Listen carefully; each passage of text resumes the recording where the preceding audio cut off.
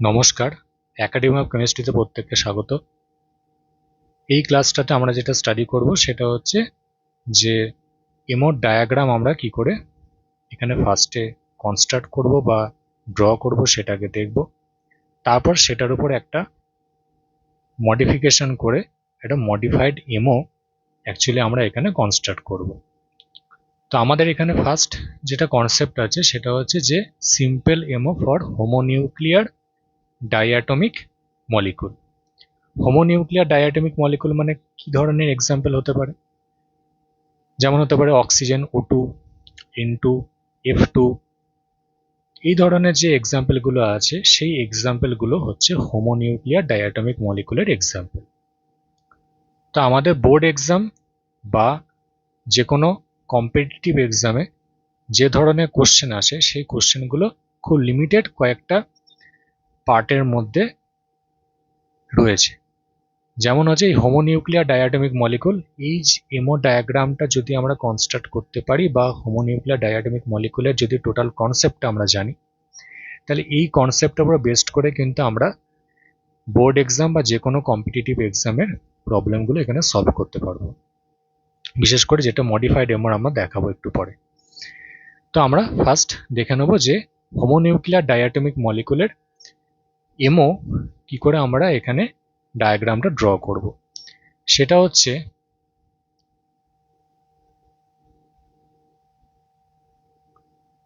এটা হচ্ছে একটা এনার্জি অ্যাক্সিস। সাপোজ যদি এটা 1s হয় তাহলে এটাও 1s হবে, সেম এনার্জি স্টেটে থাকবে। 1s এর ওপরে থাকবে 2s, তাহলে এটা 2s, তাহলে এদিকেও থাকবে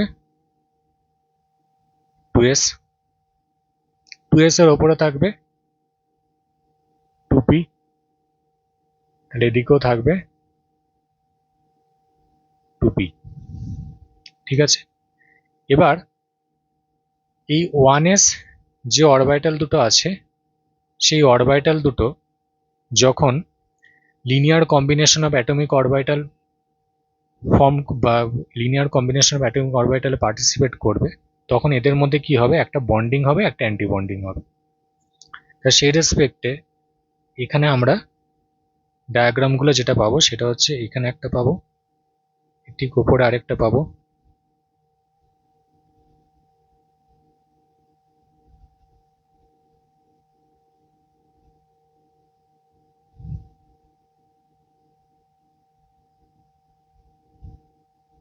তো এদেরকে যদি আমরা এখন জয়েন করি,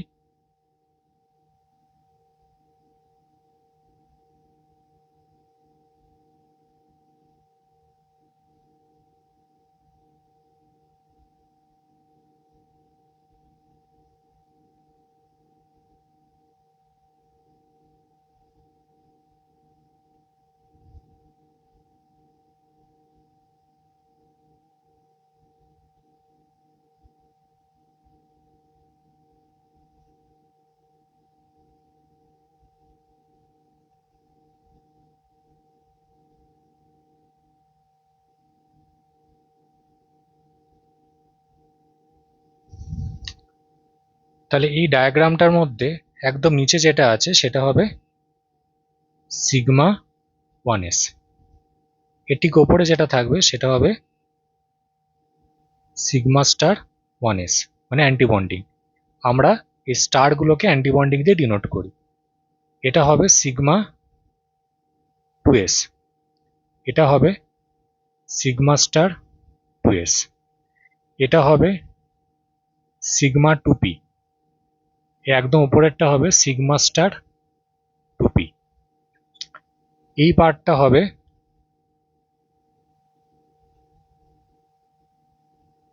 পাই 2p, এটা হবে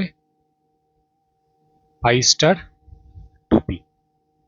ঠিক আছে, এই হলো মোটামুটি আমাদের এমোর অর্ডিনারি ডায়াগ্রামটা, মানে simple MO diagram for homoatomic diatomic homonuclear diatomic molecule. এবার কথাটা হচ্ছে যে এখানে সিগমা 2p আর সিগমা স্টার 2pর মধ্যে যে এনার্জি গ্যাপটা, আর পাই টু পি আর পাই স্টার টু পির মধ্যে এনার্জি গ্যাপটা এত স্মল কেন? মানে energy gap in between sigma two P and sigma star two P is higher than pi two P and pi star two P যদি আমরা বলি, তাহলে সেটা কেন হচ্ছে? তার কারণ হচ্ছে আমরা জানি যে সিগমা বন্ড যখন ফর্মেশন হয় তখন হেড অন ওভারল্যাপ হয়। হেড অন ওভারল্যাপ হলে সেখানে এক্সটেন্ট অফ ওভারল্যাপ হাই হয় বা ইন্টারাকশনটা হাই হয়। ইন্টারাকশন হাই হলে অটোমেটিক এদের মধ্যে স্প্লিটিংটা হাই হয়ে যাবে, মানে দুটো অরবিটালের মধ্যে এনার্জি গ্যাপ অনেকটাই বাড়বে কম্পারেটিভলি হচ্ছে পাই বন্ড। এবার এখানে পাইতে দুটো করে অরবিটাল আছে এখানে, ঠিক আছে? অনেক জায়গাতে এই পাইয়ের জায়গায় 2p-YZ লেখা হয়, ঠিক আছে? এখানেও YZ লেখা যেতে পারে, এখানেও YZ লেখা যেতে পারে। মানে আমি যদি এখানে এটাকে সিগমা 2px বলি, তাহলে এটাকেও সিগমা স্টার 2px বলবো। তাহলে এখানে তখন আমরা পাই 2pটাকে পাই 2p-YZ বলবো, পাই 2p-YZ বলতে পারি, এটাকে পাই স্টার 2p-YZ বলতে পারি, ঠিক আছে? কেন? তার কারণ হচ্ছে পিতে তিনটে অরবিটাল থাকে, পিএক্স, পিওয়াই, পিজেড। তাহলে এক্স অ্যাক্সিস ওয়াইজ যে লোবটা আছে বা যে পি অরবিটালটা আছে, ওরা যদি সিগমা বন্ড ফর্ম করে তাহলে বাকি দুটো অরবিটাল কিন্তু পাই বন্ড ফর্মেশন করবে। তাহলে সেই রেসপেক্টে আমরা পাই 2p-YZ বলেছি, এটা পাই স্টার 2p-YZ বলছি, ঠিক আছে? আর পাই বন্ড যখন ফর্মেশন হয় তখন হচ্ছে সাইড ওয়াইজ ওভারল্যাপ হয়, যার জন্য ইন্টারাকশনটা লো হবে। ইন্টারাকশন লো হলে অটোমেটিক স্প্লিটিংটা লো হয়ে যাবে। এই হলো সিচুয়েশন। তা সেই রেসপেক্টে আমাদের এখানে এই পার্টটা হচ্ছে তাহলে আমাদের অ্যাটমিক অরবিটাল, এই পার্টটাও হচ্ছে আমাদের এখানে অ্যাটমিক অরবিটাল, মাঝখানের পার্টটা হচ্ছে এখানে মলিকুলার অরবিটাল, ঠিক আছে? মলিকুলার অরবিটাল মানে হচ্ছে মাঝের পার্টটা। এই হলো ওভারঅল আমাদের সিচুয়েশন। এবার এই যে এমোটা আছে, এই এমোটা কিন্তু আমাদের একটা সিম্পল এমো, মানে এই এমোর উপর বেসড করে আমরা যদি কোনো প্রবলেম সলভ করতে চাই তাহলে সেই প্রবলেমগুলো আমরা সব কেসের জন্য অ্যাপ্লিকেবল নয় এই এমো ডায়াগ্রামটা। মানে কিছু কিছু কেসে মিলবে আমাদের যে ডেটাগুলো থাকে সেই ডেটার সাথে, কিছু কিছু কেসে এই ডেটাটা মিলবে না। তখন কি করতে হবে? আমাদেরকে এই যে সিম্পল এমোটা আছে সেই সিম্পল এমোর উপর একটা নন ক্রসিং রুল বলে একটা সিমেট্রিক্যাল ইন্টারাকশন হয়, সেটাকে ইউজ করে একটা মডিফাইড এমো ডায়াগ্রাম ড্র করতে হবে। সেই মডিফাইড এমো ডায়াগ্রামটা যখন আমরা পাবো, সেই মডিফাইড ডায়াগ্রামের উপর বেসড করে যে কোনো প্রবলেম যদি আমরা সলভ করতে চাই সলভ করতে পারবো। তা সেটাই এখন আমরা দেখে নেবো যে এইটা হচ্ছে সিম্পল এমো। তাহলে সেই সিম্পল এমো রেসপেক্টে মডিফাইড এমোটা কি আছে এখানে।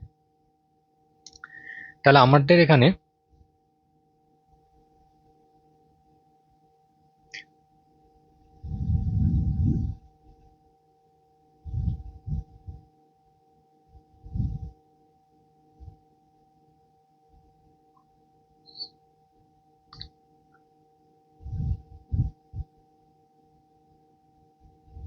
ফার্স্ট আমরা দেখবো এখানে সিম্পল এমোটা, যেটা কিছুক্ষণ আগেই আমরা দেখলাম। সিম্পল এমোটা কি ছিল? এখানে ছিল সিগমা 1s, উপরে ছিল সিগমা স্টার 1s, এখানে ছিল সিগমা 2s, এখানে ছিল সিগমা স্টার 2s, এখানে হচ্ছে sigma 2p, pi 2p, pi star 2p, sigma star 2p। এই এমোটা হচ্ছে আমাদের সিম্পল এমো, যেটা আমরা কিছুক্ষণ আগেই দেখলাম। মানে দুটো অ্যাটমিক অরবিটালের কম্বিনেশনে যে এমোটা মাঝখানে আমরা ড্র করেছিলাম, সেই মাঝখানের এমোর পোর্শনটা হচ্ছে এইটা। তো এটা হচ্ছে আমাদের কাছে এখানে সিম্পল এমো,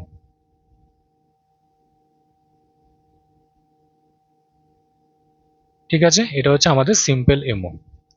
সিম্পল এমোর উপর আমরা কি করব? এখানে একটা নন ক্রসিং রুল বলে একটা মেথড অ্যাপ্লাই করা হয়, যে মেথডে আমাদের কিছু সিমেট্রিক্যালি কিছু অরবিটালের মধ্যে ইন্টারাকশন হয়। ইন্টারাকশন করে মানে দুটো পেয়ারের মধ্যে ইন্টারাকশন হয়, ঠিক আছে? মানে টোটাল 4টে অরবিটাল এখানে ইন্টারাকশনে পার্টিসিপেট করে।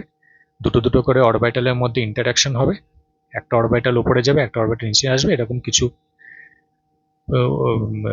ডিসপ্লেসমেন্ট আমরা দেখতে পাবো অরবিটালগুলোর মধ্যে নিজেদের পজিশনের রেসপেক্টে।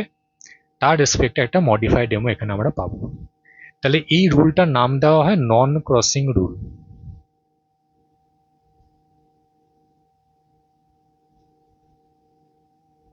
নন ক্রসিং রুল ইউজ করে যেটা মডিফাইড এমও আমরা এখানে পাবো, সেই মডিফাইড এমওটা দেখতে কেমন হবে? সেই মডিফাইড এমওটা হচ্ছে সিগমা একদম নিচে ছিল, নিচেই থাকবে, sigma 1s, sigma star 1s, sigma 2s, sigma star 2s, pi 2p, sigma 2p, pi star 2p, sigma star 2p। মানে ওভারঅল ভাবে এটা হচ্ছে আমাদের মডিফাইড এমও। তাহলে মডিফাইড এমও হচ্ছে আমার এইটা। মানেটা কি? মানেটা হচ্ছে আমাদের এখানে কিন্তু আমরা অরবিটালে জাস্ট সিকোয়েন্সটাকে দেখছি, ঠিক আছে? অরবিটালে জাস্ট সিকোয়েন্সটাকে আমরা দেখে মাথায় রাখতে হবে। তো আলটিমেটলি যে আউটপুটটা আমরা এখান থেকে পাবো, সে আউটপুটটা হচ্ছে কি, পাইটা নিচে নেমে আসবে, পাই টুপিটা, সিগমা টুপিটা ওপরে যাবে, এই হচ্ছে এর আউটপুট, ঠিক আছে?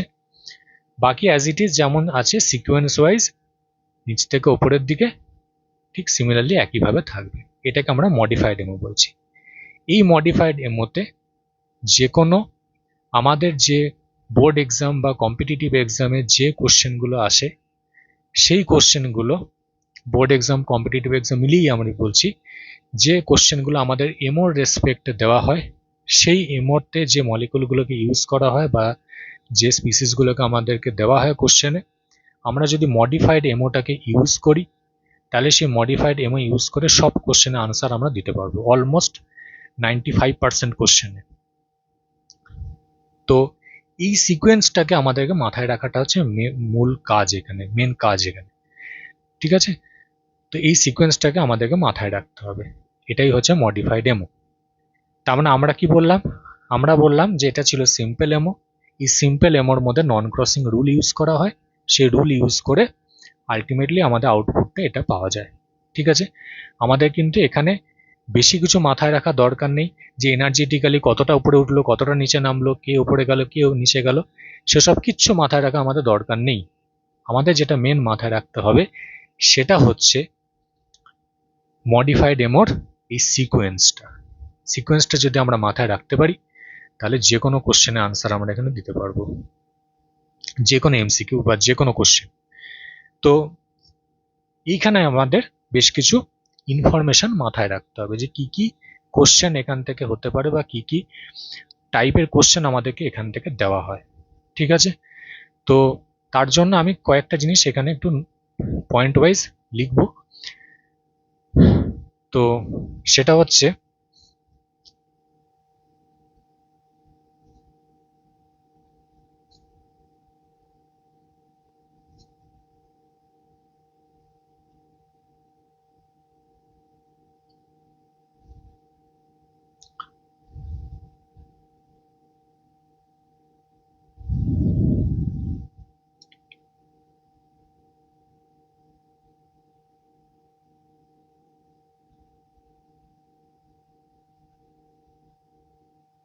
Maximum electron accommodation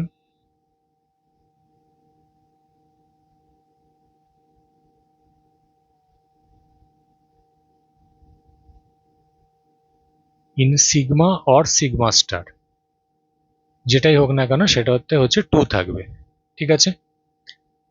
maximum electron accommodation in pi or pi star, এখানে 4 থাকবে, ঠিক আছে? তাহলে এটা হলো ফার্স্ট ইনফরমেশন। কেন পাই? মানে আমরা দুটো করে অরবিটাল দেখছিলাম, তা সেই দুটো করে অরবিটাল মানে হলো এক একটা অরবিটাল দুটো করে ইলেকট্রন ম্যাক্সিমাম থাকতে পারে, সেই রেসপেক্টে হচ্ছে এখানে 4। এখান থেকে আমরা কি কি পেতে পারি, আরেকটা সেটা হচ্ছে বন্ড অর্ডার ক্যালকুলেশন করা হয়। বন্ড অর্ডার কি করে ক্যালকুলেশন করব, সেটা হচ্ছে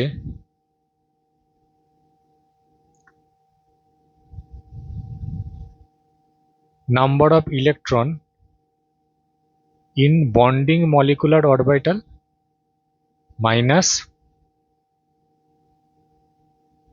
number of electron in anti-bonding molecular orbital divided by 2 হবে, সেটা হচ্ছে আমাদের বন্ড অর্ডার। বন্ড অর্ডার মানে কি, বন্ড অর্ডার মানে হচ্ছে দুটো অ্যাটমের মধ্যে ম্যাক্সিমাম কতগুলো বন্ড এখানে থাকতে পারে, সেটা হচ্ছে এখানে বন্ড অর্ডার। এবার বন্ড অর্ডারের উপর বেস করে আমাদের এখানে কি হয়, বন্ড অর্ডার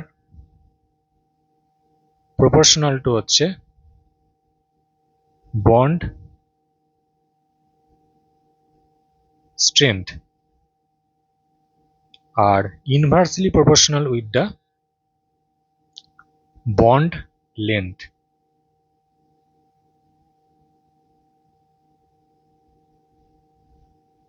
ঠিক আছে, বন্ড অর্ডার প্রপোর্শনাল টু হচ্ছে bond strength, inversely proportional with the bond length. Bond order যত বাড়বে বন্ড স্ট্রেংথ ইনক্রিজ করবে, বন্ড অর্ডার যত বাড়বে বন্ড লেন্থ ডিক্রিজ করবে। এই হচ্ছে দুটো জিনিস আমরা বন্ড অর্ডারের রেসপেক্টে পাবো। বিএমও মানে হচ্ছে বন্ডিং মলিকুলার অরবিটাল আর এবিএমও মানে হচ্ছে অ্যান্টি বন্ডিং মলিকুলার অরবিটাল। ইলেকট্রনগুলো যখন এখানে মলিকুলার অরবিটালে আমরা প্লেস করব, তখন যেমন আমরা অ্যাটমিক অরবিটালে ইলেকট্রন প্লেস করতাম, আবাউ প্রিন্সিপাল, হুন্ডস রুল, তো সিমিলারলি সেম মেথডে কিন্তু আমাদের এই মলিকুলার অরবিটালে ইলেকট্রনগুলোকে প্লেস করা হয়। রুল কিন্তু কোনো জায়গায় চেঞ্জ নেই, হুন্ডস রুল, আবাউ প্রিন্সিপাল যা আছে সেই সেম মেথডে এই মলিকুলার অরবিটালেও কিন্তু ইলেকট্রনকে প্লেস করা হয়। তো ম্যাগনেটিক ক্যারেক্টারিস্টিক্স আমরা কি করে এখান থেকে জাজ করতে পারবো, সেটা হচ্ছে এখানে দুটো টাইপের ম্যাগনেটিক ক্যারেক্টারিস্টিক্স পাওয়া যায়, একটা হচ্ছে প্যারাম্যাগনেটিক আর একটা হচ্ছে ডায়াম্যাগনেটিক। যদি প্যারাম্যাগনেটিক হয় তার মানেটা কি, ইফ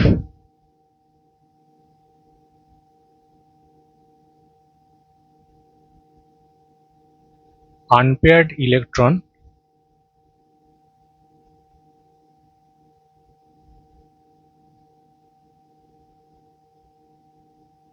যদি প্রেজেন্ট থাকে, ঠিক আছে, আনপেয়ার্ড ইলেকট্রন যদি প্রেজেন্ট থাকে তাহলে সেটা হবে প্যারাম্যাগনেটিক।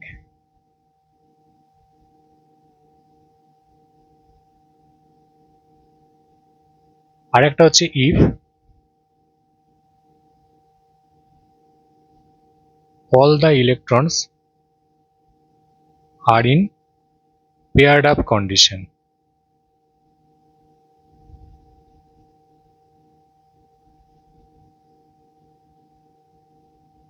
তাহলে সেটা হবে ডায়াম্যাগনেটিক।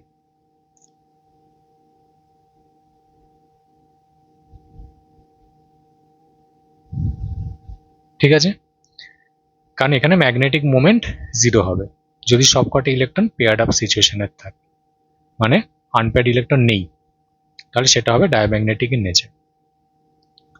এবার নেক্সট ক্লাসে আমরা এই এমও থিওরি অ্যাপ্লাই করে যে কোশ্চেনগুলো আমাদের বোর্ড এক্সাম বা কম্পিটিটিভ এক্সামে আসে সেইগুলোকে নিয়ে ডিসকাস করব। তাহলে আমাদের এই আইডিয়াটা আরো ক্লিয়ার হবে যে এমও আমরা কি করে অ্যাপ্লাই করে যে কোনো প্রবলেমকে আমরা সলভ করতে পারবো।